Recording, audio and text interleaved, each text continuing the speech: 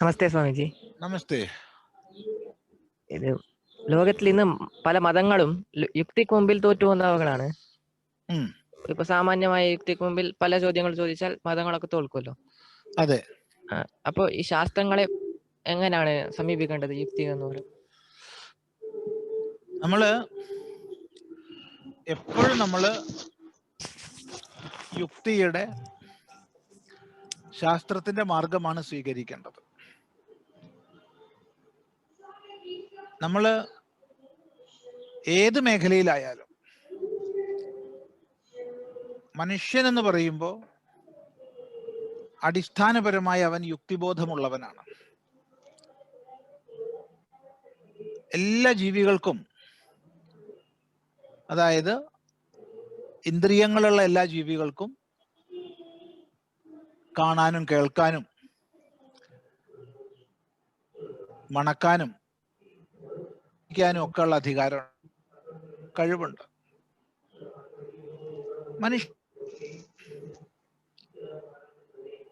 എന്നാൽ മനുഷ്യന്റെ വിശേഷം ബുദ്ധിയാണ്, യുക്തി സാമർഥ്യം. വാസ്തവത്തില് മനുഷ്യൻ പറഞ്ഞാൽ തന്നെ വിശേഷ ബുദ്ധിയോട് കൂടിയവൻ എന്നാണ് അർത്ഥം.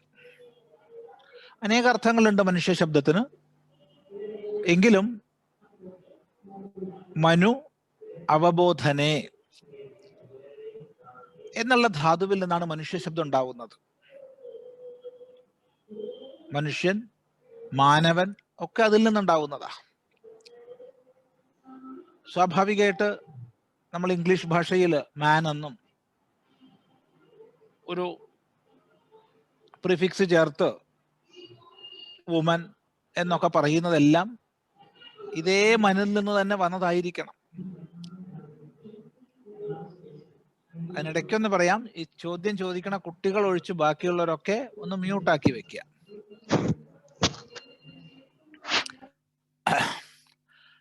അപ്പൊ വിശേഷ ബുദ്ധിയാണ് മനുഷ്യന്റെ കഴിവ്. യുക്തിക്കുള്ള സാമർഥ്യമാണ് മനുഷ്യന്റെ വിശേഷം. ഇതൊരിക്കലും നമ്മൾ പണയം വെക്കരുത്, ഒരിക്കലും കളയരുത്. ജീവിതത്തിൽ എപ്പോഴും നമ്മൾ യുക്തിബോധമുള്ളവരായിരിക്കണം, എപ്പോഴും യുക്തിയെ പ്രയോഗിക്കുന്നവരായിരിക്കണം. ഒരിക്കലും യുക്തിയെ കളയരുത്. ഇതെപ്പോഴും ശ്രദ്ധിക്കണം. അത് ശാസ്ത്രത്തിന്റെ വിഷയത്തിലെന്നോ അല്ലെങ്കിൽ തത്വചിന്തയുടെ വിഷയത്തിലെന്നോ അല്ലെങ്കിൽ നമ്മുടെ ജീവിതത്തിലെന്നോ ഒരു വ്യത്യാസവും ഇല്ല. എല്ലാ മേഖലകളിലും നമ്മൾ യുക്തി വിചാരം ചെയ്യണം. യുക്തിക്ക് നിരക്കുന്നതേ നമ്മൾ സ്വീകരിക്കാൻ പാടുള്ളൂ. അവിടെ യുക്തിക്ക് നിരക്കാത്തത് തള്ളണമോ എന്ന് ചോദിച്ചാൽ അതിപ്പോ സ്വാമി പറഞ്ഞിട്ടില്ല. കാരണം യുക്തിക്ക് നിരക്കാത്തത് നമ്മൾ എന്നേക്കുമായി തള്ളേണ്ട ആവശ്യമില്ല. അങ്ങനെ പറയാൻ കാരണം നമ്മുടെ യുക്തി മാറിക്കൊണ്ടേയിരിക്കുന്നതാണ്.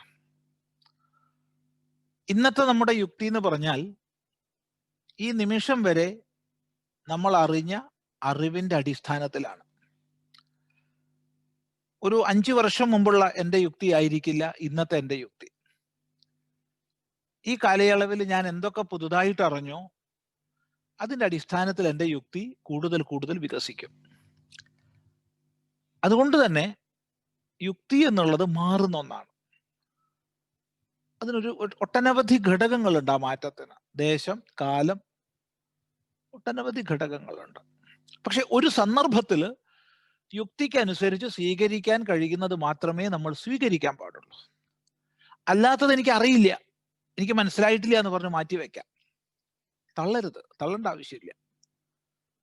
എനിക്കറിയില്ല, എനിക്കത് മനസ്സിലായിട്ടില്ല എന്ന് പറഞ്ഞ് നമുക്ക് മാറ്റി വെക്കാം. ഇത്രയും ചിന്തിച്ചതിന്റെ അടിസ്ഥാനത്തിൽ നമുക്ക് ഈ കുട്ടിയുടെ ചോദ്യത്തിലേക്ക് വരാം. പൊതുവെ ലോകത്തിലുള്ള മതങ്ങൾ, അത് ഏത് മതമായാലും വിശ്വാസത്തിലാണ് നിലകൊള്ളുന്നത്. കുറെ വിശ്വാസങ്ങളുണ്ട്. ആ വിശ്വാസങ്ങളുടെ അടിസ്ഥാനത്തിലാണ്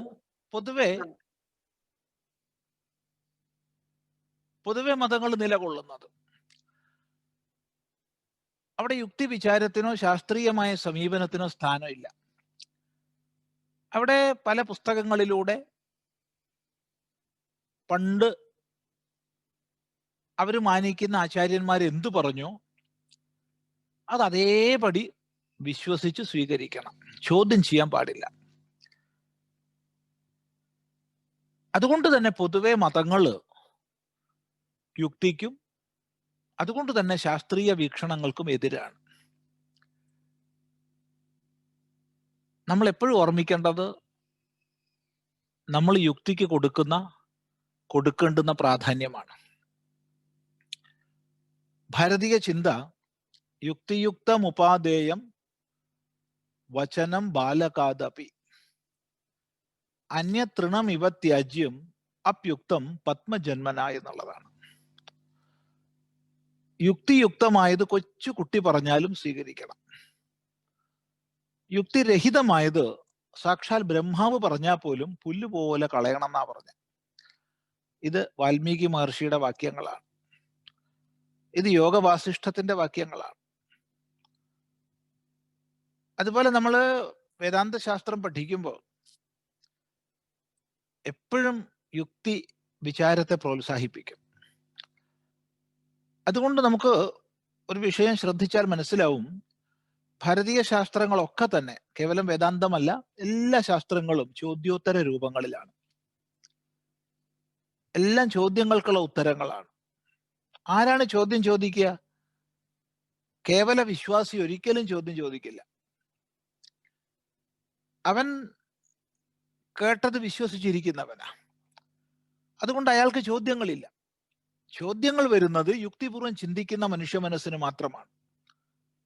നമ്മുടെ എല്ലാ ശാസ്ത്രങ്ങളും, അത് വേദാന്തമെന്നോ സാഖ്യമെന്നോ യോഗമെന്നോ അല്ലെങ്കിൽ പൂർവമീമാംസ എന്നോ അല്ലെങ്കിൽ ആയുർവേദമെന്നോ കാമശാസ്ത്രമെന്നോ അർത്ഥശാസ്ത്രമെന്നോ ഒന്നും വ്യത്യാസമില്ല. എല്ലാ ശാസ്ത്രങ്ങളും പ്രായേണ ചോദ്യോത്തര രൂപത്തിലാണ്. എന്തും ചോദിക്കാനുള്ള സ്വാതന്ത്ര്യം ഗുരു കൊടുക്കും, എന്തും ചോദിക്കാം. പക്ഷേ ആ ചോദിക്കാനുള്ള പ്രാപ്തി കൈവരണം എന്ന് മാത്രം, ചോദിക്കാനുള്ള സൂക്ഷ്മത കൈവരണം എന്ന് മാത്രം. ഇതാണ് സനാതന ധർമ്മത്തിന്റെ ഏറ്റവും വലിയ ഒരു വൈശിഷ്ട്യം. ഹിന്ദു ധർമ്മത്തിന്റെ ഏറ്റവും വലിയൊരു വൈശിഷ്ട്യം ഇതാണ്. അത് യുക്തിക്ക് നൽകുന്ന പ്രാധാന്യം, അതിന്റെ ശാസ്ത്രീയമായ സമീപനം. അതുകൊണ്ട് പറയാനുള്ളത്, നല്ലപോലെ ശാസ്ത്രങ്ങൾ പഠിക്കുക, നല്ലപോലെ യുക്തിപൂർവ്വം വിചാരം ചെയ്യാം. നമുക്ക് എന്തെങ്കിലും സംശയങ്ങൾ ശേഷിക്കുന്നുവെങ്കിൽ അറിയുന്നവരോട് ചോദിച്ച് മനസ്സിലാക്കുക. ചിലപ്പോൾ പലരോട് അന്വേഷിക്കേണ്ടി വരും തൃപ്തികരമായ ഉത്തരം ലഭിക്കാൻ. തൃപ്തികരമായ ഉത്തരം ലഭിക്കുന്നത് വരെ ചോദിക്കണം. അങ്ങനെ അന്വേഷിച്ച് ശാസ്ത്രത്തിന്റെ ഹൃദയം നമ്മൾ മനസ്സിലാക്കി കഴിഞ്ഞാൽ പിന്നെ ഏതൊരു യുക്തികുശലന്റെ ഏത് ചോദ്യത്തിനും നമുക്ക് ഉത്തരം കണ്ടെത്താൻ കഴിയും. അതുകൊണ്ട് പറയാനുള്ളത്, യുക്തിപൂർവമുള്ള ചോദ്യങ്ങളെ സ്വീകരിക്കണം. ഒരിക്കലും യുക്തിപൂർവമുള്ള ചോദ്യങ്ങളെ ഭയക്കരുത്, അനുവദിക്കണം. യുക്തിപൂർവമുള്ള ചോദ്യങ്ങൾ ഒരിക്കലും വിശ്വാസത്തിൽ മാത്രം അധിഷ്ഠിതങ്ങളായ മതങ്ങൾ അനുവദിക്കില്ല. ഈ വ്യത്യാസം മനസ്സിലാക്കണം. ചില ചോദ്യങ്ങൾ നമുക്ക് ഉത്തരം പറയാൻ കഴിഞ്ഞില്ലെന്ന് വരും. അവിടെ വിനയത്തോടു കൂടി പറയാൻ നമുക്ക് സാധിക്കണം, ഈ ചോദ്യത്തിന് ഉത്തരം എനിക്ക് അറിയില്ല, പക്ഷെ നിശ്ചയമായും ഉയർന്ന ശാസ്ത്രബോധമുള്ളവർക്ക് അത് അറിയും, അതുകൊണ്ട് നമുക്ക് അങ്ങനെയുള്ള ആരെങ്കിലും സമീപിക്കാം എന്ന് പറയാനുള്ള ആ ഒരു മനോഭാവം അതുകൂടി നമുക്ക് വേണം.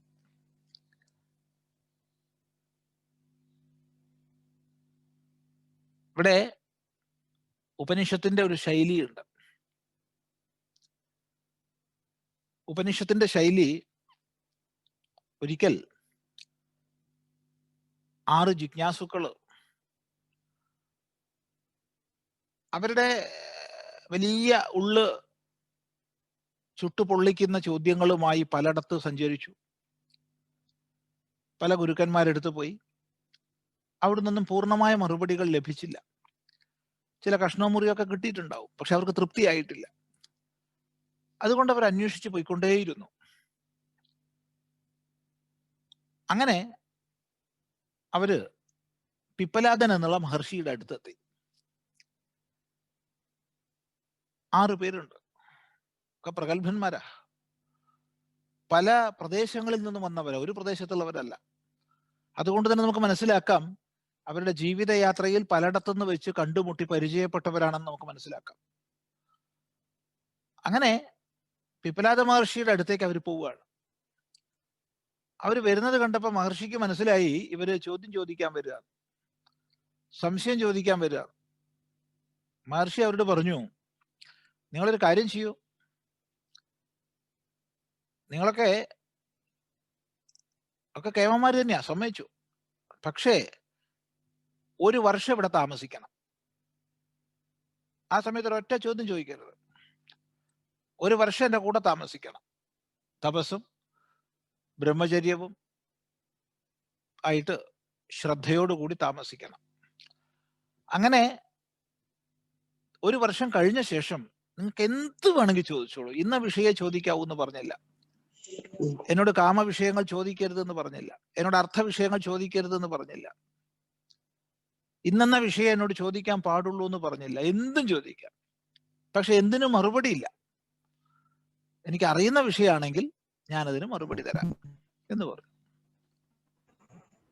നോക്കുക മഹർഷിയുടെ ഒരു വിനയം. യഥാ കാമം പ്രശ്നാൻ പൃച്ഛത യദി വിജ്ഞാസ്യാമഃ സർവം ഹവോ വക്ഷ്യാമ ഇത് എന്നാണ് പറഞ്ഞത്. ഏതായാലും അവർ 6 പേര് ചോദ്യങ്ങൾ ചോദിച്ചു. എത്ര വലിയ വലിയ ചോദ്യങ്ങളാണെന്നറിയോ. ഒന്നാമത്തെ ചോദ്യം തന്നെ ഈ ലോകം എങ്ങനെയാ ഉണ്ടായതെന്ന്, ഈ പ്രജകളൊക്കെ എങ്ങനെയാ ഉണ്ടാവണമെന്ന്. അവിടുന്ന് അങ്ങോട്ട് പോയിട്ട് വലിയ ചോദ്യങ്ങൾ ചോദിച്ചു. എല്ലാത്തിനും മറുപടി പറഞ്ഞു. അവർക്ക് 6 പേർക്കും തൃപ്തിയായി. അപ്പൊ മഹർഷി അവരോട് പറഞ്ഞു, എനിക്ക് ഇത്രേ അറിയുള്ളൂ കേട്ടോ. അവർ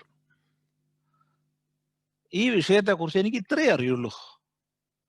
എന്നിട്ടൊരു പറച്ചിലുണ്ട്. അതെന്താണെന്നറിയോ? ഇതിനപ്പുറത്ത് ഇനി ഒന്നും അറിയാനില്ല. നോക്കണേ, ആദ്യം പറയാണ് ഏതാവദേവാഹം ബ്രഹ്മവേദ, ഇത്രയേ എനിക്ക് ബ്രഹ്മത്തെ കുറിച്ച് അറിയുള്ളൂ പറഞ്ഞു. തൊട്ടടുത്ത വാക്ക് പറയാണ് നാഥ പരമസ്തി, ഇതിനപ്പുറത്തൊന്നില്ല. ഇതാണ് ഭാരതീയ സമീപനം. ഇപ്പൊ യുക്തിപൂർവ്വം സഞ്ചരിച്ച് ചോദ്യങ്ങൾ ചോദിക്കാൻ പ്രേരിപ്പിച്ച് ചോദ്യകർത്താവിനെ തൻ്റെ കൂടെ നയിച്ച് അവന്റെ സംശയങ്ങൾ നീക്കുക. ഈ ഒരു സമീപനം ഭാരതീയ ശാസ്ത്രങ്ങളിൽ മാത്രമാണ് നമ്മൾ കാണുന്നത്. ഇതറിയുക, കൂടുതൽ കൂടുതൽ മനസ്സിലാക്കുക. നമ്മൾ വലുതാവുന്നതിനനുസരിച്ച് നമ്മൾ ഏത് മേഖലയിൽ പഠിക്കുന്നവരായാലും അതിനൊക്കെ ഉപകാരപ്പെടും ഈ ഒരു ശാസ്ത്രബോധം. അതുകൊണ്ട് യുക്തിപൂർവ്വമുള്ള ചോദ്യങ്ങളെ നമ്മൾ പ്രോത്സാഹിപ്പിക്കണം. കേവലം വിശ്വാസത്തിൽ അധിഷ്ഠിതമായിട്ടല്ല നമ്മൾ മുന്നോട്ട് പോകേണ്ടത്. നമ്മൾ ഈശ്വരനെ വിശ്വസിക്കാൻ പോലും പറയുന്നില്ല. ഈശ്വരനെ വിശ്വസിക്കുകയല്ല വേണ്ടത്, ഈശ്വരനെ അറിയാ വേണ്ടത്. ഈശ്വരനെ പേടിക്കുകയല്ല വേണ്ടത്, ഈശ്വരനെ പ്രേമിക്കുക വേണ്ടത്. ആ ഒരു കാഴ്ചപ്പാടോടുകൂടി നമ്മൾ മുന്നോട്ട് പോകണം. അതാണ് പറയാനുള്ളത്. മറ്റെന്തെങ്കിലും ഉണ്ടെങ്കിൽ ഈ പറഞ്ഞതിൽ തന്നെ എന്തെങ്കിലും വ്യക്തമാക്കേണ്ടതുണ്ടെങ്കിൽ കുട്ടിക്ക് ചോദിക്കാം, അല്ലെങ്കിൽ പിന്നെ വേറെ എന്തെങ്കിലും ചോദിക്കാണ്ടെങ്കിൽ ചോദിക്കാം. സ്വാമിജി, പറയൂ. യുക്തിക്ക് അപ്പുറമായിട്ട് എന്തെങ്കിലും കാര്യങ്ങൾ ഉണ്ടാവുമല്ലോ, അപ്പോ അതിനെങ്ങനെയാണ് കൊണ്ടെന്ന് അറിയുമ്പോൾ? നോക്കൂ, ഇവിടെ യുക്തിയെ കുറിച്ച് പറയുമ്പോൾ പലപ്പോഴും നമ്മൾ വിചാരിക്കും യുക്തി കൊണ്ടെല്ലാം ആവുന്നു. ഒരിക്കലും ഇല്ല. യുക്തിക്ക് വളരെ വളരെ പരിമിതിയുണ്ട്. യുക്തി എന്ന് പറയുന്നത് വളരെ പരിമിതമാണ്, വളരെ ലിമിറ്റഡ് ആണ്. നേരത്തെ പറഞ്ഞു, ഇന്ന് വരെ ഞാൻ അറിഞ്ഞതിന്റെ അടിസ്ഥാനത്തിൽ പരിമിതമാണ് ഇന്നത്തെ എന്റെ യുക്തി. അതിൽ പരം ചിന്തിക്കാൻ പറ്റില്ല. അപ്പൊ യുക്തിക്ക് അപ്പുറത്ത് എന്തുണ്ട്? ഇതാണ് നമ്മൾ ചിന്തിക്കേണ്ടത്. അത് ചിന്തിക്കുമ്പോഴാണ് നമ്മൾ പ്രമാണങ്ങളെ കുറിച്ച് ചിന്തിക്കുക. നോക്കൂ, നമുക്ക് വേണ്ടത് ഏത് വിഷയത്തിലായാലും യഥാർത്ഥമായ അറിവാണ്. ഏത് വിഷയത്തിലായാലും യഥാർത്ഥമായ അറിവ്. യഥാർത്ഥമായ അറിവ് എന്ന് പറഞ്ഞാൽ മറ്റൊരു പ്രമാണം കൊണ്ട്, ശ്രദ്ധിക്കണം, മറ്റൊരു പ്രമാണം കൊണ്ട് തെറ്റാണെന്ന് തെളിയിക്കപ്പെടാത്ത അറിവാണ്. ആ അറിവാണ് നമുക്ക് വേണ്ടത്. അതിന് സംസ്കൃതത്തില് പ്രമാ എന്ന് പറയും. യഥാർത്ഥ ജ്ഞാനത്തിൽ പറയുന്ന പേരാണ് പ്രമാ. പ്രമേയം ഉണ്ടാക്കുന്നതാണ് പ്രമാണം. അപ്പൊ നമ്മൾ എല്ലാത്തിനെയും അറിയുന്നത് പ്രമാണത്തിലൂടെയാണ്. ഞാനിവിടെ പറയുന്നത് നിങ്ങൾ അവിടെ കേൾക്കുന്നു. അപ്പൊ ഈ പറയുന്ന വിഷയങ്ങൾ നിങ്ങൾ കേട്ട് മനസ്സിലാക്കുന്നു. അവിടെ മനസ്സിലാക്കുക എന്നുള്ളതാണല്ലോ അറിവ്. എന്താ അവിടെ പ്രമാണം?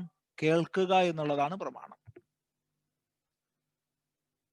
അല്ലെങ്കിൽ ഞാനൊരു വസ്തു കാണുന്നു, എന്തെങ്കിലും ഒന്ന് ഞാൻ കാണുന്നു, കണ്ടിട്ട് ഇന്ന വസ്തുവാണെന്ന് അറിയുന്നു.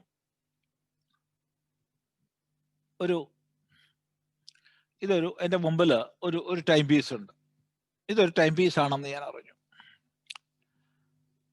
എങ്ങനെ അറിഞ്ഞു? കണ്ടിട്ട് അറിഞ്ഞു. അവിടെ പ്രമാണം കാണുക എന്നുള്ളതാണ്.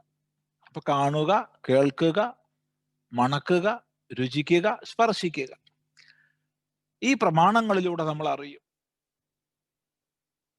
ആ പ്രമാണത്തിന് പറയുന്ന പേരാണ് പ്രത്യക്ഷം. പ്രത്യക്ഷ പ്രമാണം എന്ന് പറയും. പ്രത്യക്ഷം, അക്ഷം എന്ന് പറഞ്ഞാൽ ഇന്ദ്രിയം. ഇന്ദ്രിയവുമായി നേരിട്ട് ബന്ധപ്പെട്ടുണ്ടായ അറിവ് എന്നാണ് പ്രത്യക്ഷം എന്ന വാക്കിന്റെ അർത്ഥം. അത് കാണുക, കേൾക്കുക, രുചിക്കുക, മണക്കുക, സ്പർശിക്കുക ഒക്കെ ആവാം. ഇപ്പൊ എല്ലാത്തിനും നമുക്ക് പ്രത്യക്ഷം കൊണ്ട് അറിയാൻ പറ്റില്ല. പണ്ട് ഈ ദാർശനികരുടെ കൂട്ടത്തിൽ ചാർവാകന്മാരുണ്ടായിരുന്നു. ഇപ്പൊ ചാർവാകന്മാരൊന്നും ഇല്ല. പണ്ടുണ്ടായിരുന്നു ചാർവാകന്മാർ. അവർ പ്രത്യക്ഷം മാത്രമേ വിശ്വസിക്കൂ. അവർ കണ്ടത് മാത്രമേ വിശ്വസിക്കൂ. അവർക്ക് ഒറ്റ പ്രമാണമേ ഉള്ളൂ, പ്രത്യക്ഷ പ്രമാണം. കണ്ടത് മാത്രമേ വിശ്വസിക്കാൻ പാടുള്ളൂ. കണ്ടാലേ കാണുക, കേൾക്കുക, രുചിക്കുക, മണക്കുക, വാസനിക്കുക, സ്പർശിക്കുക, അതായത് ഇന്ദ്രിയങ്ങളിലൂടെ അറിയുന്നത് മാത്രമേ വിശ്വസിക്കാൻ പാടുള്ളൂ എന്നാണ് ചാർവാകന്മാരുടെ സിദ്ധാന്തം. അതുകൊണ്ട് അവരെ സംബന്ധിച്ച് വായു, അഗ്നി, ജലം, ഭൂമി അങ്ങനെ 4 ഭൂതങ്ങളെയാണ് അവർ അംഗീകരിച്ചത്. ആകാശത്തെ അവർ അംഗീകരിച്ചിട്ടില്ല. അവർക്ക് 5 ഭൂതങ്ങളില്ല, 4 ഭൂതങ്ങളേ ഉള്ളൂ. അതുകൊണ്ട് ചാർവാകന്മാർക്ക് പ്രപഞ്ചം ഇല്ല. പ്രപഞ്ചം എന്ന് പറയണമെങ്കിൽ 5 വേണമല്ലോ. 5 ഇല്ല, 4 ഭൂതങ്ങളേ ഉള്ളൂ. എന്തുകൊണ്ട്? ആകാശത്തെ കാണുന്നില്ല, കേൾക്കുന്നില്ല, രുചിക്കുന്നില്ല, മണക്കുന്നില്ല, സ്പർശിക്കുന്നില്ല. അതുകൊണ്ട് ആകാശം ഇല്ല. അതാണ് അവരുടെ ന്യായം. അപ്പൊ നമുക്ക് എല്ലാത്തിനെയൊന്നും പ്രത്യക്ഷം കൊണ്ട് അറിയാൻ പറ്റില്ല. പ്രത്യക്ഷം കൊണ്ട് അറിയുന്നതിന് വളരെ പരിമിതിയുണ്ട്. ഇപ്പൊ കണ്ണിന്റെ വളരെ അടുത്തായാലും വളരെ ദൂരെ ആയാലും നമ്മൾ അറിയുന്നില്ല. ഉദാഹരണത്തിന്, അല്ലെങ്കിൽ നമുക്ക് കാണാൻ കാരണമാകുന്ന ഘടകങ്ങൾ, അതിന്റെ ചെറുപ്പം, അതിന്റെ വലുപ്പം, അതിന്റെ അപേക്ഷയിൽ നമ്മൾ കാണില്ല. പല ഘടകങ്ങളുണ്ട്. ഒരു പ്രത്യേക പരിധിയിൽ കുറഞ്ഞാലും കൂടിയാലും നമ്മൾ ശബ്ദം കേൾക്കില്ല. ഒരു പ്രത്യേക പരിധിക്കുള്ളിലുള്ള ശബ്ദം മാത്രമേ കേൾക്കൂ. അപ്പൊ ഇങ്ങനെ ചിന്തിച്ചു കഴിഞ്ഞാൽ പ്രത്യക്ഷത്തിന് ഒരുപാട് പരിമിതികളുണ്ട്. ഇവിടെ ഇരിക്കുന്ന എനിക്ക് ഒരു വളരെ ദൂരെയുള്ള ഒരു സ്ഥലത്തുള്ള ഒരു ശബ്ദം കേൾക്കാൻ കഴിയില്ല, ദൂരെയുള്ളൊരു രൂപം കാണാൻ കഴിയില്ല. അപ്പൊ പ്രത്യക്ഷത്തിന് പരിമിതികളുണ്ട്. അതുകൊണ്ട് പ്രത്യക്ഷം നല്ലൊരു പ്രമാണമാണ്, സ്വീകാര്യമായ പ്രമാണമാണ്. പക്ഷേ പ്രത്യക്ഷം കൂടെ എല്ലാം അറിയാൻ കഴിയില്ല. അപ്പോഴാണ് നമ്മൾ അനുമാനം എന്നുള്ള പ്രമാണത്തെ സ്വീകരിക്കുന്നത്. പ്രത്യക്ഷത്തിലൂടെ അറിയുന്നത് പ്രത്യക്ഷമാണ്. അനുമാനത്തിലൂടെ അറിയുന്നതിന് നമ്മൾ സംസ്കൃതത്തിൽ അനുമിതി എന്നാ പറയുക. അനുമാനത്തിലൂടെ അറിയുന്നത് അനുമിതി. അതാണ് വാസ്തവത്തിൽ യുക്തി. ഇവിടെ അനുമാനിച്ചറിയാന്ന് പറഞ്ഞാൽ യുക്തി വിചാരം ചെയ്ത് അറിയാണ്. അപ്പൊ യുക്തി വിചാരം ചെയ്ത് അറിയുന്നതിന് കുറെ പരിമിതികളുണ്ട്. നേരത്തെ പറഞ്ഞു, അത് ഈ നിമിഷം വരെ ഞാൻ അറിഞ്ഞതിന്റെ അടിസ്ഥാനത്തിൽ പരിമിതമാണ് എൻ്റെ യുക്തി എന്ന് പറഞ്ഞു. ഇവിടെ നമ്മൾ വളരെ അടുത്ത് ബന്ധപ്പെടുന്ന ഒരു പ്രൊഫസർ, അദ്ദേഹം ഒരു സംസ്കൃത പ്രൊഫസറാണ്. അദ്ദേഹം ഒരു ദിവസം കോളേജിൽ ക്ലാസ് എടുക്കാൻ പോയി. തർക്കശാസ്ത്രമാണ് പഠിപ്പിക്കുന്നത്, തർക്കസംഗ്രഹം. അപ്പൊ അദ്ദേഹം ചോദിച്ചു കുട്ടികളോടൊരു ചോദ്യം, നിങ്ങൾ ദൂരെ ഒരു മലയുടെ മുകളിൽ പുക കാണുന്നു, എന്ത് മനസ്സിലാക്കും എന്ന് ചോദിച്ചു. അപ്പോൾ തർക്കഭാഷയിൽ അത് എവിടെ എവിടെ പുകയുണ്ടോ അവിടെ അഗ്നി ഉണ്ടാവണം, അതുകൊണ്ട് ഞങ്ങൾ അവിടെ തീ ഉണ്ടെന്ന് മനസ്സിലാക്കുന്നതാണ് മറുപടി പറയേണ്ടത്. ഈ മറുപടി പ്രതീക്ഷിച്ചിട്ടാണ് അദ്ദേഹം ചോദിച്ചത്. പക്ഷേ അദ്ദേഹത്തിന്റെ കോളേജിൽ പ്രാക്ശാസ്ത്രിക്ക് പഠിക്കുന്ന കുട്ടികളാണ്. പ്രാക്ശാസ്ത്രി എന്ന് പറയുമ്പോൾ +1 +2 ആ നിലവാരമാണ്. അവര് പറഞ്ഞു അവിടെ നാടൻ ചാരായം കാച്ചുന്നുണ്ടെന്ന് മനസ്സിലാക്കുന്നു. ഇത് കഥയല്ല, ഉണ്ടായതാണ്. ഈ പ്രൊഫസർക്ക് ആകെ വിഷമായി, ഇതെന്താ ഇങ്ങനെ ഒരു മറുപടി അവർ പറഞ്ഞതെന്ന്. പക്ഷെ അദ്ദേഹം വഴക്കൊന്നും പറഞ്ഞില്ല. അദ്ദേഹത്തിന് മനസ്സിലായി എന്തോ സംഭവം ഉണ്ട്, അതുകൊണ്ടാണ്. അപ്പൊ അദ്ദേഹം അന്വേഷിച്ചപ്പോഴാണ് ഈ കുട്ടികൾ മുഴുവൻ വരുന്ന ഗ്രാമത്തിലാണ്, കോഴിക്കോട് ജില്ലയിൽ ഏറ്റവും അധികം ചാരായം കാച്ചുന്ന ഒരു സ്ഥലമാണ്. അവിടെ മലേന്റെ മുകളിൽ മുഴുവൻ ചാരായം കാച്ചല. അപ്പൊ താഴെ വല്ല എക്സൈസ് ഉദ്യോഗസ്ഥന്മാർ വരുമ്പോൾ ഇവർ പ്രത്യേകതരം ശബ്ദം ഉണ്ടാക്കും, അങ്ങനെ അറിയിപ്പ് കൊടുക്കും. ഉണ്ടാക്കി ബാരലിലാക്കി കഴിഞ്ഞാൽ തോണിയുടെ അടിയിൽ വെച്ച് കെട്ടും. എന്നിട്ട് തോണി തുഴഞ്ഞങ്ങനെ പുഴയിൽ കൂടെ പോവും. കാലി തോണി പോണതാണ് നമ്മൾ കാണുക, പക്ഷെ അടിയിൽ സാധനം ഉണ്ടാവും. അപ്പൊ എന്താ സംഭവിച്ചാ, ആ ഗ്രാമത്തിൽ വളർന്ന കുട്ടികളെ സംബന്ധിച്ച് പർവ്വതത്തിൽ പുകയുണ്ടെങ്കിൽ അവർക്കറിയാം ചാരായം കാച്ചുകയെന്ന്. യുക്തിപൂർവ്വം ശരിയല്ലേ അത്? പക്ഷേ ഈ യുക്തി പരീക്ഷാ പേപ്പറിൽ എഴുതിയാലോ 0 മാർക്ക് കിട്ടും, അല്ലെങ്കിൽ സമർത്ഥിക്കാൻ കഴിയണം. ഞാൻ ദൂരെ നോക്കുകയാണ്, നോക്കുന്ന സമയത്ത് ഒരു മരത്തിന്റെ കൊമ്പ് ഇളകിക്കൊണ്ടേയിരിക്കുന്നു, ഞാൻ കണ്ടു. അപ്പോ ഞാൻ ഇവിടുന്ന് യുക്തി പ്രയോഗിച്ചു. എന്താ യുക്തി എന്നറിയോ?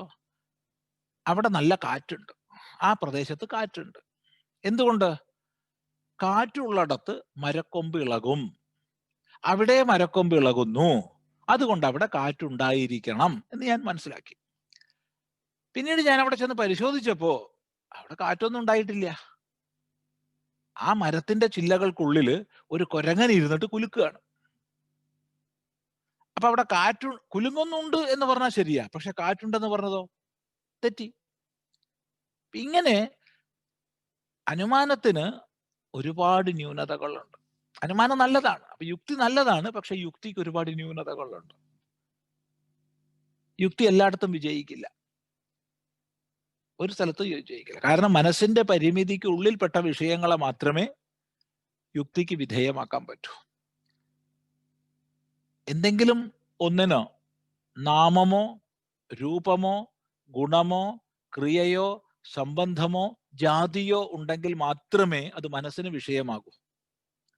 ജാതി, ഒന്നുകൂടി പറയാം, താല്പര്യമുള്ള കുട്ടികൾക്ക് എഴുതിയെടുക്കാം. ജാതി, നാമം, രൂപം, ഗുണം, ക്രിയ, സംബന്ധം. ജാതി പറഞ്ഞാല് മനുഷ്യജാതി, പട്ടിജാതി, പൂച്ചജാതി, അങ്ങനെ പല ജാതി. നാമം, പേര്, നമുക്കൊക്കെ പേരുകളുണ്ട്, നമ്മളെയൊക്കെ പേരുകൾ, അല്ലെങ്കിൽ ഓരോ വസ്തുക്കളുടെ പേരുകൾ ഒക്കെ ആവാം, രാജ്യങ്ങളുടെ പേരുകൾ, എല്ലാത്തിനും പേര് കൽപ്പിക്കുന്നു. രൂപം, പ്രത്യേകം പ്രത്യേകം രൂപങ്ങൾ നമുക്ക് എല്ലാ വസ്തുക്കൾക്കും ഉണ്ട്. അതുപോലെ ഗുണം, കറുപ്പ്, വെളുപ്പ്, മഞ്ഞ, ചുവപ്പ്, അങ്ങനെയൊക്കെ. ക്രിയ, ഓടുന്നത്, ചാടുന്നത്, നടക്കുന്നത്, ഇരിക്കുന്നത്, കിടക്കുന്നത്, അങ്ങനെ ക്രിയ. പിന്നെ സംബന്ധം, ഇന്നതിന്റെ അടുത്ത് ആ മരത്തിന്റെ ചുവട്ടിൽ നിൽക്കുന്നത്, അല്ലെങ്കിൽ ആനപ്പുറത്ത് ഇരിക്കുന്നത്, അല്ലെങ്കിൽ ആ കാറിൽ ഇരിക്കുന്നത്, അല്ലെങ്കിൽ ആ മരക്കൊമ്പിൽ ഇരിക്കുന്നത്, അങ്ങനെ ഒന്നുമായിട്ടുള്ള ബന്ധം. ഇങ്ങനെ ജാതി, നാമ, രൂപ, ഗുണ, ക്രിയ, സംബന്ധങ്ങൾ ഉള്ളതിനെ മാത്രമേ മനസ്സുകൊണ്ട് നമുക്ക് മനസ്സിലാക്കാൻ കഴിയൂ. അതിനപ്പുറത്തുള്ളതിനെ പറ്റില്ല. അപ്പൊ പിന്നെ പ്രത്യക്ഷം കൊണ്ടും അനുമാനം കൊണ്ടും മനസ്സിലാക്കാൻ കഴിയാത്തതിനെ നമ്മൾ എങ്ങനെ മനസ്സിലാക്കും? അവിടെയാണ് പരമമായ പ്രമാണം, ശാസ്ത്രം, അല്ലെങ്കിൽ ആപ്തവാക്യം. ശാസ്ത്രം അഥവാ ആപ്തവാക്യം. അതെങ്ങനെയാ അത് ഇപ്പൊ നമുക്ക് നമ്മുടെ യുക്തി കൊണ്ട് മനസ്സിലാക്കാൻ കഴിയാത്തതാണല്ലോ. അപരിമിതമായ യുക്തിയെ പ്രാപിച്ചവരുണ്ട്, വലിയ ശാസ്ത്രകാരന്മാര്, വലിയ വിദ്വാൻമാര്. സത്യസാക്ഷാത്കാര സമ്പന്നരായവര്, അവർക്ക് അപരിമിതമായ യുക്തിബോധമുണ്ട്, അവരനുഭവശാലികളാണ്. അങ്ങനെ അനുഭവശാലികളായവരുടെ വെളിപ്പെടുത്തലുകൾ, ഉപദേശങ്ങൾ, വാക്യങ്ങൾ, അതാണ് ശാസ്ത്രം.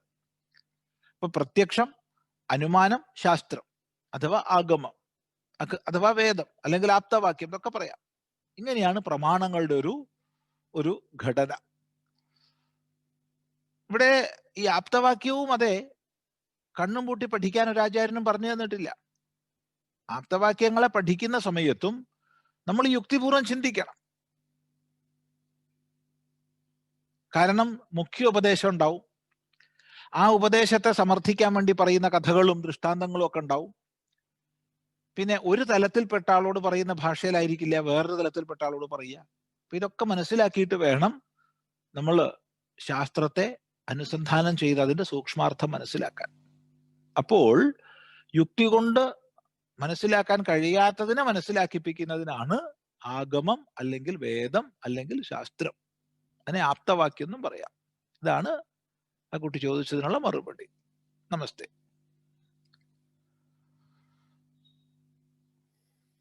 എന്തെങ്കിലും ഉണ്ടെങ്കിൽ ചോദിക്കാം.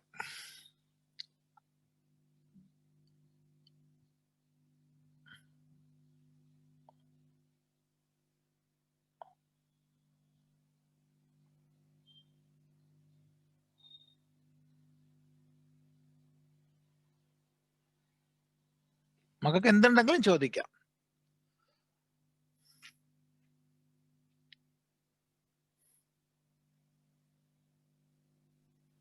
നമസ്തേ സ്വാമിജി, ഒരു ചോദ്യം. നമസ്തേ. നമസ്തേ, പറയൂ. ഗീതയിലെ ഒരു ശ്ലോകത്തിന്റെ ആണ്. കർമ്മേന്ദ്രിയാണി സംയമ്യ യാസ്തേ മനസാസ്മരൻ ഇന്ദ്രിയാർത്ഥാൻ വിമൂഢാത്മാ മിഥ്യാചാരസ്തു ഉച്യതേ ശ്ലോകത്തിലാണ്.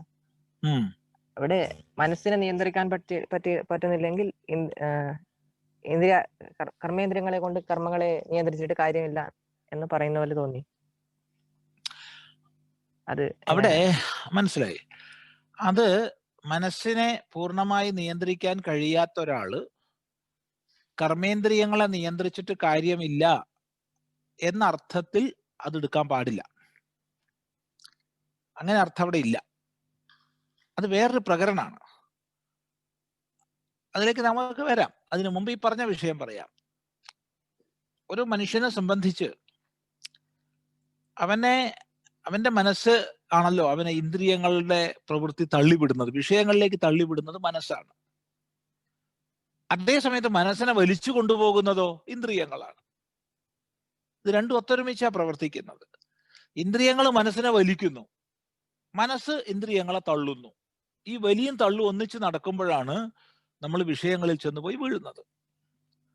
അപ്പൊ അതില് നമുക്ക് സ്ഥൂലമായതുകൊണ്ട് ആദ്യം പിടിക്കാൻ കഴിയുക ഇന്ദ്രിയങ്ങളെയാണ്.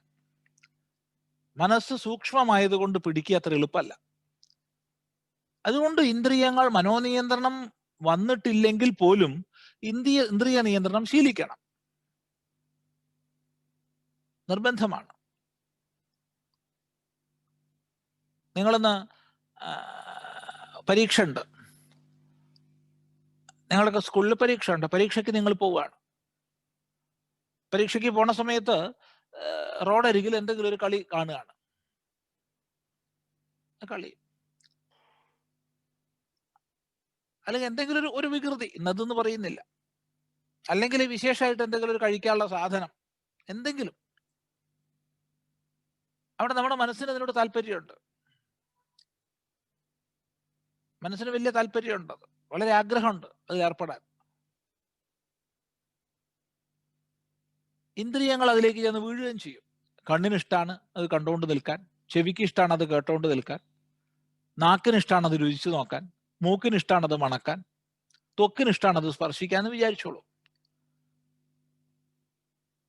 ഇവിടെ മനസ്സിന്റെ ഉള്ളിൽ ഇത് ആഗ്രഹം അടങ്ങിയിട്ട് ഇവയെ നിയന്ത്രിക്കാന്ന് പറഞ്ഞാൽ ശരിയാവില്ല. അപ്പൊ നിങ്ങളെ പരീക്ഷയ്ക്ക് നിങ്ങൾക്ക് പോകാൻ പറ്റില്ല.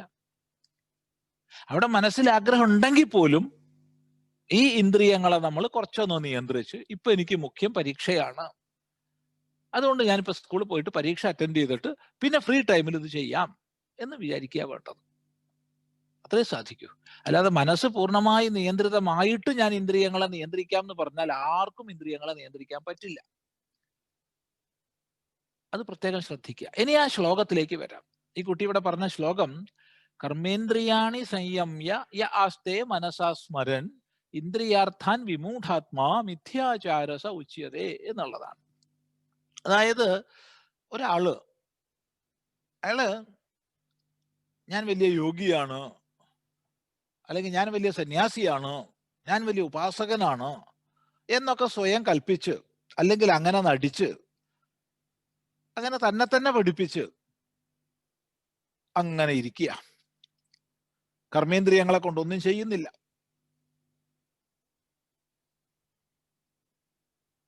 പ്രത്യേകമായിട്ട് എന്തെങ്കിലും പറയുന്നില്ല, അല്ലെങ്കിൽ പ്രത്യേകമായിട്ട് എന്തെങ്കിലും എടുക്കുന്നില്ല, അല്ലെങ്കിൽ പ്രത്യേകമായിട്ട് എന്തെങ്കിലും എങ്ങോട്ടെങ്കിലും പോണില്ല, അല്ലെങ്കിൽ അതത് ഭോഗങ്ങളെ ചെയ്യുന്നില്ല. അപ്പൊ കർമ്മേന്ദ്രിയങ്ങളെയൊക്കെ നിയന്ത്രിച്ചിരിക്കുക. പക്ഷേ അയാൾ മനസ്സുകൊണ്ട് ഇങ്ങനെ ആലോചിക്കുക, ഓ എനിക്കത് കിട്ടിയാൽ തരക്കേടുണ്ടായിരുന്നില്ല, എനിക്കത് കിട്ടിയാൽ തരക്കേടുണ്ടായിരുന്നില്ല എന്ന് അയാൾ മനസ്സുകൊണ്ട് ഇങ്ങനെ ചിന്തിക്കുക. മനസാസ്മരൻ, മനസ്സുകൊണ്ട് സ്മരിച്ചുകൊണ്ടിരിക്കുക. അപ്പൊ പുറമെ വലിയ യോഗിയായിട്ട് ഞാൻ എല്ലാത്തിനെയും അടക്കി എന്നുള്ള മട്ടില് അങ്ങനെ ഇരിക്കുന്നു. പക്ഷെ ഉള്ളുകൊണ്ട് ആ വിഷയത്തെ വിചാരം ചെയ്യുന്നു. അയാളെയാണ് മിഥ്യാചാരൻ എന്ന് പറയുന്നത്, കപടാചാരൻ. അയാൾ കപടമായ ആചാരത്തോട് കൂടിയവനാണ്. ഇതാണ് അവിടെ അർത്ഥം. അവിടെ ഒരിക്കലും കർമ്മേന്ദ്രിയങ്ങളെ നിയന്ത്രിക്കണ്ട എന്ന് ഭഗവാൻ പറഞ്ഞിട്ടില്ല. മറിച്ച് കർമ്മേന്ദ്രിയങ്ങളെ എങ്ങനെ നിയന്ത്രിക്കണം എന്നുള്ളത് വിശദമായി പറഞ്ഞു തരുന്നുണ്ട്. ഭഗവത്ഗീതയിൽ പല സ്ഥലങ്ങളിലും കർമ്മേന്ദ്രിയങ്ങളെ എങ്ങനെയാണ് നിയന്ത്രിക്കേണ്ടത് എന്നുള്ളത് വ്യക്തമായി പറഞ്ഞു തരുന്നുണ്ട്. ഒന്നല്ല, പല സ്ഥലങ്ങളിൽ. പക്ഷെ ഇത് ഒരു കപടാചാരമാണ്. അകത്തൊന്ന് കാണിക്കുക, പുറത്തൊന്ന് കാണിക്കുക, അകത്തൊന്ന് സൂക്ഷിക്കുക, പുറത്ത് വേറൊന്ന് കാണിക്കുക. അത് കപടാചാരമാണ്. അതാണ് ഭഗവാൻ അവിടെ പറയുന്നത്. വ്യക്തമാണെന്ന് വിചാരിക്കുന്നു. മറ്റാർക്കെങ്കിലും എന്തെങ്കിലും ഉണ്ടെങ്കിൽ ചോദിച്ചോളൂ മക്കളെ. ഇന്ന് നമ്മൾ പുതിയ വിഷയം എടുക്കുന്നില്ല, നമുക്ക് അടുത്ത പ്രാവശ്യം ഒത്തുകൂടുമ്പോൾ പുതിയ വിഷയം എടുക്കാം.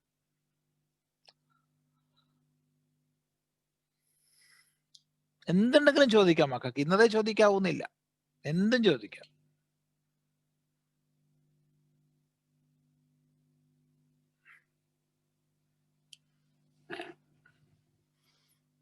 അപ്പൊ ഒന്നുമില്ലേ?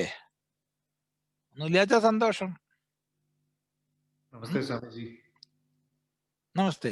നമ്മൾ പാരീസിൽ നിന്നാണ്, വേണുദാസാണ്. ആ ഇത് കുട്ടിയല്ലല്ലോ, ചെറിയ കുട്ടിയല്ലല്ലോ.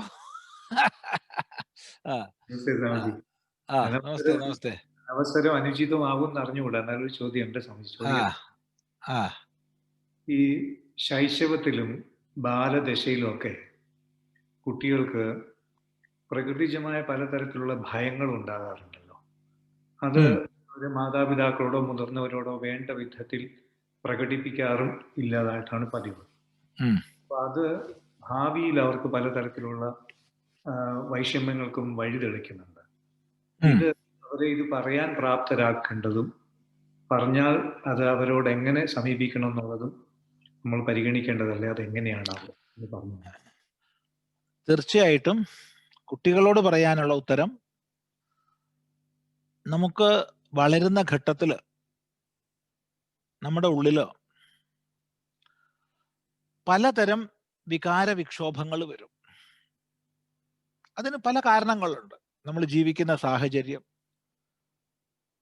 നമ്മൾ തന്നെ കൊണ്ടുവന്നിട്ടുള്ള സംസ്കാരങ്ങൾ, ജന്മാന്തരമായി നമ്മുടെ ഉള്ളിലുള്ള വൃത്തികൾ, നമ്മൾ ജീവിക്കുന്ന സാഹചര്യത്തിൽ പ്രത്യേകിച്ച് അമ്മ അച്ഛൻ അവരുടെ പെരുമാറ്റങ്ങൾ, നമ്മൾ കഥകളിലൂടെ, സിനിമകളിലൂടെ, നാടകങ്ങളിലൂടെ അങ്ങനെയൊക്കെ സ്വരൂപിക്കുന്ന ഒരുപാട് അറിവുകൾ, നമ്മുടെ കൂട്ടുകാരുമായിട്ടുള്ള ചർച്ചയിൽ പലപ്പോഴും നിറം പിടിപ്പിച്ച പലതും കേട്ടും പറഞ്ഞും ഉണ്ടായിട്ടുള്ള സംസ്കാരങ്ങൾ, ഇതൊക്കെ നമുക്കുണ്ടാവും. ഇങ്ങനെ നൂറുകണക്കിന് കാരണങ്ങളുടെ ഫലമായിട്ട് ഇപ്പോ പറയപ്പെട്ട ഭയം നമുക്ക് പലപ്പോഴും ഉണ്ടാവും കുട്ടികളാവുമ്പോൾ. അകാരണമായതിനെ ഭയം, അവ്യക്തമായതിനെ ഭയം, വ്യക്തികളെ ഭയം, സാഹചര്യങ്ങളെ ഭയം, ഇരുട്ടിൽ ഭയം, പുതിയ സ്ഥലങ്ങളിൽ എത്തിപ്പെട്ട ഭയം, പല ഭയങ്ങൾ. ഇപ്പോ ചിലപ്പോ ചില കുട്ടികൾക്ക് വെള്ളത്തെ ഭയം, തിരക്കിനെ ഭയം, നേരെ തിരിച്ച് ഒഴിഞ്ഞ സ്ഥലത്തെ ഭയം, ഇങ്ങനെ പലതരം ഫോബിയ, ഒട്ടനവധി ഭയങ്ങളുണ്ട്, ഒട്ടനവധി. അപ്പൊ ഇതില് പലതും ചെറുപ്പത്തില് വേണ്ടതുപോലെ ബുദ്ധിപൂർവമായിട്ട് മനഃശാസ്ത്രപരമായിട്ട് കൈകാര്യം ചെയ്താൽ ജീവിതത്തിൽ നമുക്ക് മാറ്റിയെടുക്കാൻ കഴിയും പലതും. അതിന് ഏറ്റവും അധികം ശ്രദ്ധിക്കേണ്ടത് അമ്മയും അച്ഛനുമാണ്. അമ്മയും അച്ഛനുമാണ്. പലപ്പോഴും സങ്കടകരമായത് അമ്മയും അച്ഛനും കുട്ടികളിൽ ഭയം ജനിപ്പിക്കാനാണ് പലപ്പോഴും പരിശ്രമിക്കാറ്. കാരണം കുട്ടി തൽക്കാലത്തേക്ക് കുറച്ചു നേരം കരയാണ്ടിരിക്കും, അല്ലെങ്കിൽ കുറച്ചു നേരം ബഹളം വെക്കാണ്ടിരിക്കും, കുറച്ചു നേരം അടങ്ങിയിരിക്കും. അതിന് കുട്ടിക്കുള്ളിലേക്ക് അകാരണമായ ഭയം ഇടുന്നവരാണ് പലപ്പോഴും രക്ഷിതാക്കൾ എന്ന് പറയുന്നവർ. പലപ്പോഴും എല്ലാവരെയും അടക്കി പറയുന്നില്ല. പലപ്പോഴും അത് പിടിക്കും, ഇത് പിടിക്കും, അങ്ങോട്ട് നോക്കരുത്, ഇങ്ങോട്ട് നോക്കരുത്, അവിടെ അയാളുണ്ട്, ഇയാളുണ്ട്, അവ്യക്തമായതിൽ ഭയം ജനിപ്പിക്കുക പാടില്ല. നമ്മൾ കുട്ടികളെയാണ് നശിപ്പിക്കുന്നത്. അവിടെ കുട്ടിയുടെ പ്രായത്തിനും ഉൾക്കൊള്ളാനുള്ള ക്ഷമതയ്ക്കും അനുസരിച്ച് ബുദ്ധിപൂർവമായ ഇടപെടലാണ് അച്ഛൻ അഥവാ അമ്മ ചെയ്യേണ്ടത്. അത് നമുക്ക് 1+1 = 2 പറയുന്നത് പോലെ ഒരു ഈക്വേഷന്റെ അടിസ്ഥാനത്തിൽ പറയാൻ പറ്റില്ല. അത് സാഹചര്യം അനുസരിച്ച് പ്രവർത്തിക്കണം, വ്യക്തിക്ക് അനുസരിച്ച് പ്രവർത്തിക്കണം. ഇത് പറയുമ്പോൾ ഞാനൊന്ന് ഓർമ്മിക്കുകയാണ്. ഒരു 4-ാം ക്ലാസ് പഠിക്കുന്ന കാലത്തിലാവും. 4-ാം ക്ലാസ് പഠിക്കുന്ന പ്രായം, 9 വയസ്സുണ്ടാവും. അപ്പൊ ദിവസവും കഥകൾ കേട്ട് വളരുന്ന കുട്ടിയാണ്. കഥകളില് രാമനും കൃഷ്ണനും കംസനും രാവണനും മാത്രമല്ല, പ്രേതങ്ങളുണ്ട്, പിശാചുക്കളുണ്ട്, അങ്ങനെ പല കഥയുണ്ട്. ഇതൊക്കെ കേട്ട് തലയിൽ വെച്ചിരിക്കുക. അപ്പൊ വലിയൊരു വീട്ടിലാണ് താമസിക്കുന്നത്. ആ വീടിന്റെ ഒരു വലിയൊരു ഇടനാഴി പോലുള്ള ഒരു സ്ഥലത്ത് ഇരുന്നിട്ടാണ് പഠിക്കുന്നത്. മണ്ണെണ്ണ വിളക്ക് മുമ്പിലുണ്ട്, പുസ്തകം മുമ്പിലുണ്ട്. അങ്ങനെ കുട്ടി വായിക്കുന്നു. എന്തെല്ലാമോ ചില ശബ്ദങ്ങൾ പുറമേ നിന്ന് കേൾക്കുമ്പോൾ ജനവാലിലൂടെ പുറത്തേക്ക് നോക്കുമ്പോൾ ഇങ്ങനെ തിളങ്ങിയിട്ട് ഇളകുകയാണ്. ഇളകിക്കൊണ്ടേയിരിക്കുന്നു എന്തോ ഒരു വസ്തു. ഉടനെ കുട്ടിയുടെ മനോവൃത്തിയിൽ എന്തായി? അത് പിശാചായി. അപ്പൊ പുസ്തകത്തിലേക്ക് കുറച്ച് നോക്കി, പിന്നെ ആ ഇളകുന്ന വസ്തുവിലേക്ക് നോക്കി. അത് തിളങ്ങുന്നുണ്ട്, നല്ല തിളങ്ങുന്നുണ്ട്. ശ്രദ്ധിച്ചു നോക്കുമ്പോൾ കൂടുതൽ തിളങ്ങുന്നു. ഉറപ്പ് പിശാചാണെന്ന് ഉറപ്പിച്ചു. പിന്നെ പുസ്തകത്തിലേക്ക് നോക്കാൻ കഴിയുന്നില്ല, അവിടത്തേക്ക് നോക്കാൻ കഴിയുന്നില്ല. അവിടത്തേക്ക് നോക്കുന്നു, കണ്ണെടുക്കുന്നു, പുസ്തകത്തിലേക്ക് നോക്കുന്നു, കണ്ണെടുക്കുന്നു. കുറച്ച് കഴിയുമ്പോൾ പേടിച്ച് ആകെ ഭയപ്പെട്ടു, കരയാൻ തുടങ്ങി. ആ സമയത്താണ് അച്ഛൻ വരുന്നത്. അച്ഛൻ ചോദിച്ചു, എന്താണ് മോനെ കരയണത്? അതവിടെ പിശാചുണ്ട്. എവിടെയാ പിശാചുള്ളത്? അതാ അവിടെ. ഓ, ഉണ്ടാവാൻ സാധ്യതയുണ്ട്, നമുക്ക് നോക്കാം. എന്തായാലും പിശാചിന്റെ അടുത്തേക്കാണല്ലോ പോണത്, അച്ഛനൊന്ന് തയ്യാറെടുക്കട്ടെ, ഇപ്പൊ വരാട്ടോ എന്ന് പറഞ്ഞു. നീയും വാ. പിന്നെ ആ കുട്ടിയെ ഒറ്റയ്ക്ക് അവിടെ ഇരുത്തിയില്ല അച്ഛൻ. ആ കുട്ടിയെയും കൂട്ടി വലിയൊരു ഇരുമ്പ് വടിയെടുത്തു. ആ കാലത്ത് 5 സെല്ലിടുന്ന തരം വലിയ ടോർച്ചുണ്ട് വീട്ടില്. വലിയ ടോർച്ചാ, 5 സെല്ലിടുന്നതാ അത്. ആ വലിയൊരു ടോർച്ച് എടുത്തു. അത് കൂടാതെ ഒരു കത്തി എടുത്തു. നമുക്ക് പോയി നോക്കുക. അപ്പൊ ധൈര്യമായി. അല്ലാതെ അച്ഛൻ വിളിച്ചാൽ കുട്ടി പോവില്ല. കാരണം പിശാചാണ്. പിശാചിനാ ശക്തി കൂടുതൽ, അച്ഛനല്ല. പക്ഷെ ഇപ്പൊ അച്ഛൻ്റെ അടുത്ത് വലിയ കഠാരയുണ്ട്, വലിയൊരു ഇരുമ്പ് വടിയുണ്ട്, പിന്നെ വലിയ 5 കട്ടയുള്ള ടോർച്ചും ഉണ്ട്. ധൈര്യമായിട്ട് പോയി ചെന്നു. എവിടെയാ കണ്ടത്? ദാ ഇവിടെ. നോക്കുമ്പോ എന്താ അത്? അതൊരു വാഴയുടെ ഇല പൊട്ടി തൂങ്ങി വീണ് കാറ്റത്താടുകയാണ്. ഇപ്പൊ നിലാവുണ്ട്, ചന്ദ്രാഭിമുഖമായിട്ടാണ് വാഴയില. അത് ഇളകിക്കൊണ്ടേയിരിക്കുന്നു.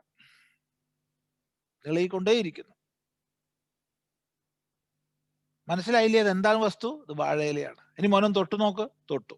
ഒരു കഷ്ണം അതിൽ മുറിച്ചോളൂ. ഒരു കഷ്ണം മുറിച്ചു. മനസ്സിലായില്ലേ പിശാചല്ലാന്ന്? പിശാചല്ല. പിശാചെന്ന് ഒരു സാധനമൊന്നും ഇല്ല കേട്ടോ. അതൊക്കെ വെറുതെ വിചാരിക്കുന്നതാ. ഇങ്ങനെ ഓരോന്ന് കാണുമ്പോൾ നമ്മൾ അവ്യക്തമായതിൽ ഭയം നമുക്ക് ഉണ്ടായി വരും. അത്രയേ ഉള്ളൂ, അതിൽ കവിഞ്ഞൊന്നുമില്ല. അന്ന് ആ അച്ഛൻ അങ്ങനെ കാണിച്ചു കൊടുത്തില്ലായിരുന്നെങ്കിൽ, മോനെ അത് വാഴയില അട്ടുവോ പിശാചൊന്നുമല്ല, നിങ്ങൾക്ക് വെറുതെ തോന്നുക എന്ന് മുറിയിലിരുന്ന് പറഞ്ഞിരുന്നെങ്കിൽ ഒരിക്കലും കുട്ടിക്ക് അത് സ്വാനുഭവത്തിലൂടെ മനസ്സിലാക്കാൻ കഴിയില്ലായിരുന്നു.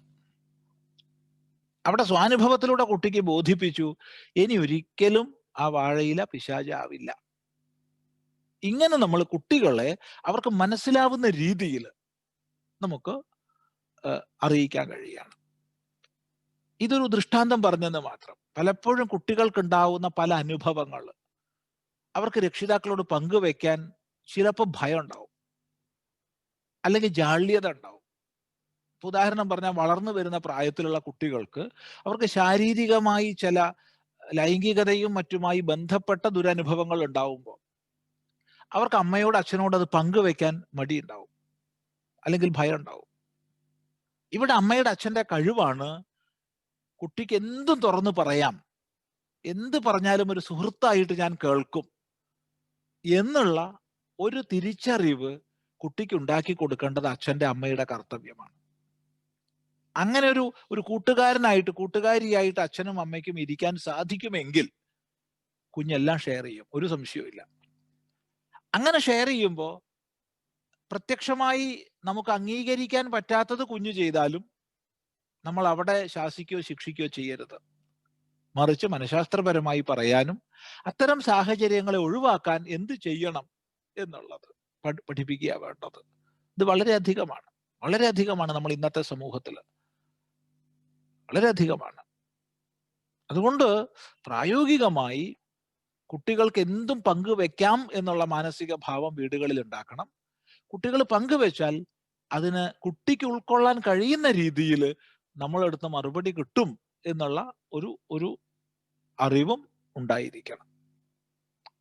ഈ ഒരു ശീലം നമുക്ക് വളർത്തിയാൽ വലിയ ഒരുപാട് പ്രശ്നങ്ങൾ നമുക്ക് ഒഴിവാക്കാം. കാരണം ചെറുപ്പത്തിൽ ഉണ്ടാവുന്ന ഒട്ടനവധി പ്രയാസങ്ങൾ നമ്മളിൽ വലുതാവുമ്പോൾ ഈ ശേഖരിക്കപ്പെട്ട വൈകാരിക ഭാവങ്ങളായിട്ട് കിടക്കും, ട്രാപ്ഡ് ഇമോഷൻസ്. ഈ ശേഖരിക്കപ്പെടുന്ന വൈകാരിക ഭാവങ്ങളാണ് പിന്നീട് വലിയ പ്രശ്നങ്ങൾ ഉണ്ടാക്കുന്നത്, ഒരു വ്യക്തിത്വത്തിന്റെ വികലതയ്ക്ക് തന്നെ കാരണമായി തീരും. അതുകൊണ്ട് മക്കൾക്ക് പറയാനുള്ള അവസരം ഉണ്ടാവണം. മക്കൾ പറയുന്നതിന് വേണ്ട രീതിയിൽ പറഞ്ഞു കൊടുക്കാൻ അമ്മയ്ക്ക് അച്ഛന് കഴിയണം.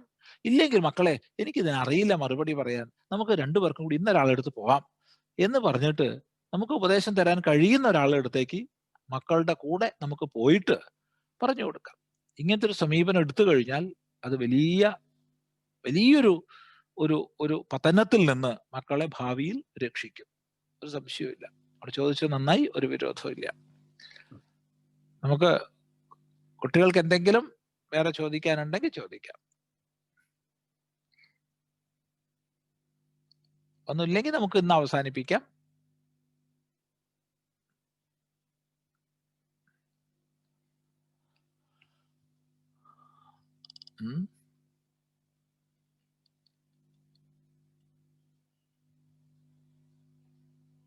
എന്തെങ്കിലും ചോദിക്കാനുണ്ടെങ്കിൽ ചോദിക്കാം മക്കളെ, ഇല്ലെങ്കിൽ നമുക്ക് ഇന്ന് അവസാനിപ്പിക്കാം കേട്ടോ. നമസ്തേ സ്വാമിജി. നമസ്തേ, പറയൂ. ഇതേപോലെ സ്റ്റേജിൽ കയറുമ്പോഴുള്ള ഭയം ഉണ്ടല്ലോ, അതിനെന്ത്? ഇല്ല, അതൊക്കെ എല്ലാവർക്കും ഉണ്ടാവും, അതിനൊന്നും വലിയ പ്രാധാന്യം കൊടുക്കണ്ട. അതൊക്കെ ഒരു പ്രായത്തിൽ നമുക്ക് താനേ അങ്ങ് പോവും. ഈ സ്റ്റേജിൽ കയറുമ്പോഴുള്ള ഭയം ഞാൻ ഇപ്പോഴും ഓർമ്മിക്കുക. ഞാൻ ഒരു 5ാം ക്ലാസ് പഠിക്കുമ്പോൾ ഒരു പദ്യം ചൊല്ലാൻ പേര് കൊടുത്തു സ്കൂളിൽ. അങ്ങനെ സ്റ്റേജിൽ കയറി, ഒരു സാഹിത്യോത്സവ പദ്യമൊക്കെ നല്ലോണം പഠിച്ചിട്ടുണ്ട്. മുകളിൽ കയറിയപ്പോ അല്ലേ താഴത്തേക്ക് നോക്കുമ്പോ ഈ കുട്ടികളെ, അധ്യാപകരെ, നാട്ടുകാരെ എല്ലാം കൂടി കാണുന്നത്. ഒന്നായി പേടിച്ച് വിറച്ച് പദ്യം ചൊല്ലി. എന്നിട്ട് ഈ ട്രൗസേഴ്സിന്റെ അടിയില് 2 കൈ കൊണ്ട് അമർത്തി തൊട ഇങ്ങനെ അമർത്തി അത് കഴിഞ്ഞ് പദ്യം ചൊല്ലിൽ 1ാം സമ്മാനം കിട്ടി. പക്ഷേ 2 തൊടയും പൊട്ടി ചോര ഒലിച്ചു. പറഞ്ഞാ വിശ്വസിക്കില്ല, 2 തൊടയെന്നും ചോര ഒലിച്ചു, പേടിച്ചിട്ട്. ഇങ്ങനെ ട്രൗസേഴ്സിന്റെ അടിയിൽ പിടിച്ചിട്ട് ഇങ്ങനെ കൈകൊണ്ട് ഇങ്ങനെ ആക്കുകയാണ്.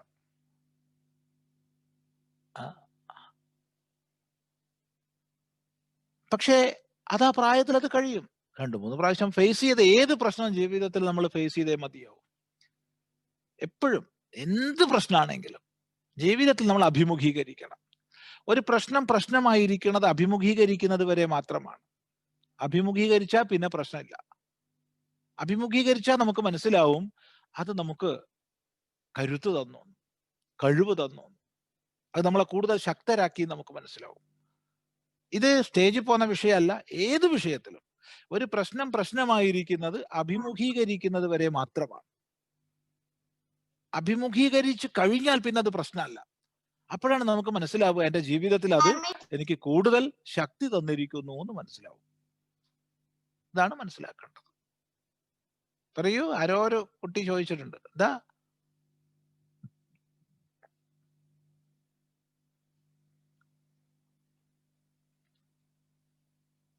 പറയൂ.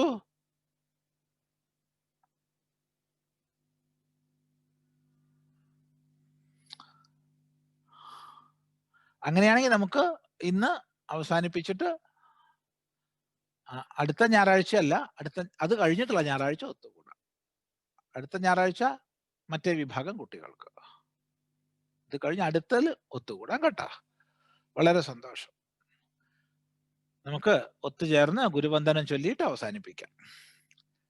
ഓം ഗുരുർബ്രഹ്മാ ഗുരുർവിഷ്ണു ഗുരുർദേവോ മഹേശ്വരഃ ഗുരു സാക്ഷാത് പരം ബ്രഹ്മ തസ്മൈ ശ്രീ ഗുരവേ നമഃ.